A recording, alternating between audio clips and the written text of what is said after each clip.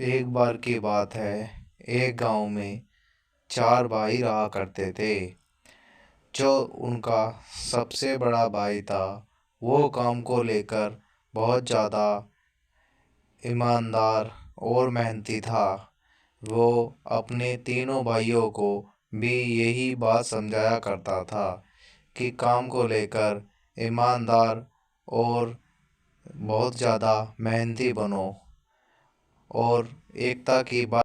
अरे भाई, तुम्हें तो पता है मैं काम को लेकर कितना ज़्यादा ईमानदार हूँ। और आजकल मेरा काम मेरे मालिक से मेरी बात भी अच्छी नहीं चल रही है। वो मुझे काम को लेकर बहुत ज़्यादा तंग करता है। मैं काम पूरी निष्ठा और ईमानदारी से करता हूँ, फिर भी वो काम को लेकर परेशान करता है। अरे भाई, तुम्हें पता है मैं काम को लेकर ईमानदार और घनिष्ठ मेहनती हूँ, पर फिर भी काम के मामले में मालिक हमें कुछ नहीं समझ रहा है। हम दोनों भाई एक साथ ही काम करते हैं और बहुत ज़्यादा मन लगाकर काम करते हैं। मेरा तो चलो फिर भी कुछ कह नहीं सकता, परंतु छोटे भाई तो बहुत ज़्यादा मेहनत और ईमानदारी से काम करते। चलो भाई, हम काम पर हम मालिक के काम को अपना काम समझकर काम करते हैं। हम ये नहीं सोचते हैं कि वो काम किसी और का है।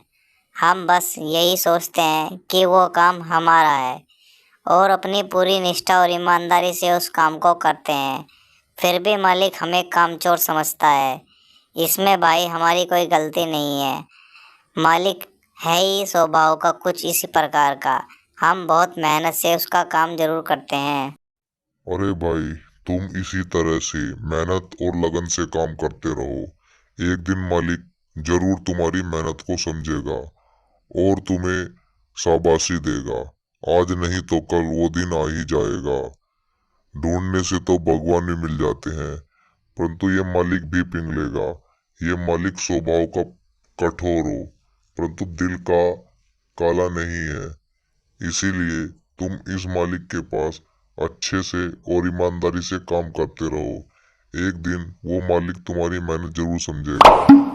यही मैं सोच रहा हूँ और यही मेरा अब तक का तजुर्बा कहता है। लगे रहो भाई। अरे भैया, हम तो पूरी मेहनत और ईमानदारी और निष्ठा से लगे रहते हैं, परंतु मालिक हमें कुछ नहीं समझता है। फिर भी हमें इतने साल से उसके पास काम कर रहे हैं।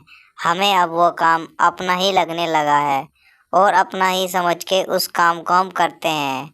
यही सच है। और इतना बोलकर वो वहाँ से धीरे धीरे चल देता है अपने काम के लिए।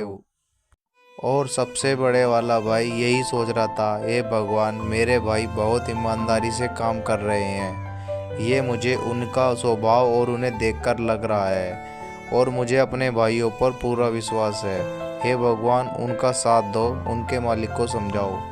और सबसे छोटे वाला भाई यही सोचता हुआ जा रहा था कि आज तो मैं काम के लिए काफ़ी लेट हो चुका हूँ। और वो थक कर एक पेड़ के नीचे बैठ जाता है और उसका वहाँ पर भाई आ जाता है। वो उसे देखने लगता है। अरे भाई, क्या बात हो गई है जो तुम इस पेड़ के नीचे बैठ गए हो? क्या हुआ? तुम्हारी तबीयत तो ठीक है ना? क्यों बैठे हो इस पेड़ के नीचे? क्या आज तुम्हें काम पर नहीं जाना है? और ऐसे ही वहाँ तीसरा भाई भी आ जाता है और वो भी आकर पास चुपचाप खड़ा हो जाता है। अरे भाई, क्या बात है? तुम्हारी तबीयत ठीक है? आज तुम काम पर क्यों नहीं जा रहे हो और क्यों यहाँ इस पेड़ के नीचे बैठे हो? घर तो तुम बहुत जल्दी कर रहे थे कि मुझे काम पर जाना है, नहीं तो मालिक नाराज होगा मुझसे। अरे भाई, ऐसी बात नहीं है, मेरी तबीयत तो ठीक है, परंतु मेरा आज काम पर जाने का मन नहीं कर रहा है। मैं पूरी मेहनत और ईमानदारी से काम करता हूँ, फिर भी मालिक मुझे शक की नज़र से देखता है। ऐसी जगह काम करने से तो अच्छा है अपने घर पर ही रहो। जब तक मालिक तुम्हारे अंदर की फीलिंग को नहीं समझ रहा है, तो मेरा काम का क्या फ़ायदा? इसीलिए मेरा काम पर जाने का मन नहीं है। और उन तीनों की बात एक आदमी जंगल में झाड़ियों में लुपक कर सुन रहा था और बंदूक से उन पर निशाना लगाए हुए बैठा हुआ था। वो उन्हें बराबर बंदूक से निशाना लगाकर देख रहा था कि ये तीनों कौन और कहाँ से आ गए हैं और इन पर कुछ माल है क्या लूटने के लिए। और वो वहाँ से उन्हें देखकर उनकी ओर धीरे धीरे बढ़ने लगता है। झाड़ी में छुप छुप कर उनके पास वो आने लगता है और वो रास्ते में लुपक लुपक कर उन तीनों की ओर आ रहा था, पर वे तीनों बातों में मगन, उन्हें पता नहीं चल पा रहा था। और वो तीनों आपस में किसी बात को लेकर झगड़ रहे थे और वो आदमी उन तीनों के बिल्कुल पास आ चुका था और बंदूक से उन पर निशाना साधे हुए भी खड़ा था और उन्हें देख रहा था कि ये किस बात पर झगड़ रहे हैं और मैं इन्हें कब लूटूं। अरे पागलो, इधर देखो। आपस में लड़ना बाद में। जो भी तुम्हारे पास है वो मुझे दे दो, वरना मैं तुम्हें गोली से मार दूंगा। जल्दी करो, मेरे पास टाइम नहीं है। जल्दी कर रहे हो या नहीं? तुम्हें बहुत टाइम हो गया है। ना तुम कुछ बोल रहे हो और ना ही अपना सामान मुझे दे रहे हो। मेरे पास टाइम नहीं है। जल्दी कर रहे हो? मैं तुम्हें गोली मार दूंगा अगर तुम मेरी बात नहीं सुनोगे। तुम बस चुपचाप ही मुझे देखते रहो। मैंने जो बोला है वो करो, वरना मैं तुम्हें लास्ट चांस दे रहा हूँ। अब की बार मैं तुम्हें गोली मार दूंगा। इसीलिए जो भी तुम्हारी जेब में और तुम्हारे पास धन हो वो मुझे दे दो। अरे भाई, तुम कौन हो और तुम्हें हमसे क्या चाहिए? हमारे पास तुम्हें देने के लिए कुछ नहीं है। हम सुबह सुबह अपने काम के लिए अपने घर से निकले हैं और इस समय हमारे पास कुछ भी नहीं है। और भाई, तुम हमें छोड़ दो। हम तुम्हारे हाथ जोड़ते हैं कि हमारे पास कुछ नहीं है तुम्हें देने के लिए। आप हमारी बात का विश्वास करो। अरे मुझे कुछ नहीं सुनना है। जल्दी कर रहे हो या नहीं? इससे पहले मैं गोली से तुम्हें मार दूं, उससे पहले तुम मुझे अपनी जेब से जो भी धन है वो निकाल कर दो, और नहीं तो मैं तुम में से एक को मार डालूंगा। तैयार हो जाओ, किसे पहले मरना है वो आगे आ जाओ। अरे भाई, हमें छोड़ दो। हमने तुम्हारा क्या बिगाड़ा है? हमारे पास कुछ नहीं है। हम पहले से ही बहुत परेशान हैं और गरीब भी हैं। हम गरीब तुम्हें क्या दे सकते हैं मेरे भाई? जो है तुम्हारे पास जल्दी से मुझे दो।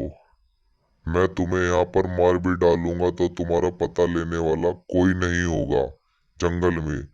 एक काम करो, तुम तीनों अपने घुटनों पर बैठ जाओ। और वो तीनों डर कर धरती पर बैठ जाते हैं और वो आदमी उनके सामने बंदूक लेकर खड़ा रहता है और उन्हें देखता रहता है। वे तीनों बेचारे भाई डरे सहमे बैठे हुए थे, सोच रहे थे भगवान आज हमारी जान बचा लो। और इतने में ही झाड़ी से किसी चीज की आवाज आती है, वो उसे देखने लगता है।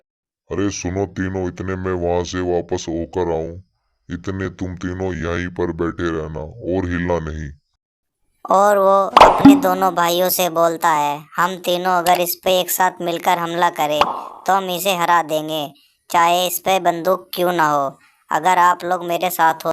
और वो इतना बोलते ही उस पर टूट पड़ता है और दूसरा भाई भी एक साथ ही आ जाता है और तीसरा भाई, देखो देख तीनों भाई एक साथ ही उस पर टूट पड़ते हैं और उसे पीटने लगते हैं। पीटते पीटते उसे बेहोश कर देते हैं वे तीनों और वे उसे लात घूंसों में बहुत मारते हैं। वे तीनों मिलकर उस पर जमकर हमला करते हैं और वो बेचारा अकेला पड़ जाता है बंदूक होने के कारण भी। इसे बोलते हैं एकता की शक्ति। वे तीनों भाई एक साथ मिलकर उस पर टूट गए, इसीलिए वो हार गया। उस पर बंदूक होने के कारण भी वो हार गया। इसे बोलते हैं एकता की शक्ति का बल। और तीनों का बल मिलकर एक बल बना, इसीलिए वो बंदूक वाला उनसे हार गया। इसे बोलते हैं एकता की शक्ति का बल। अगर आपको किसी भी कार्य को सिद्ध करना है और उसे पूर्ण रूप से करना है तो अपनी एकता की शक्ति को इस्तेमाल करें। इस कहानी से हमें यही शिक्षा मिलती है, अगर हमारे में फूट नहीं है और हम एक साथ हैं तो हम किसी भी कार्य को कर सकते हैं, चाहे वो कार्य बड़ा सा बड़ा और कठिन सा कठिन क्यों ना हो। इसीलिए एकता की शक्ति का बल बहुत अधिक होता है।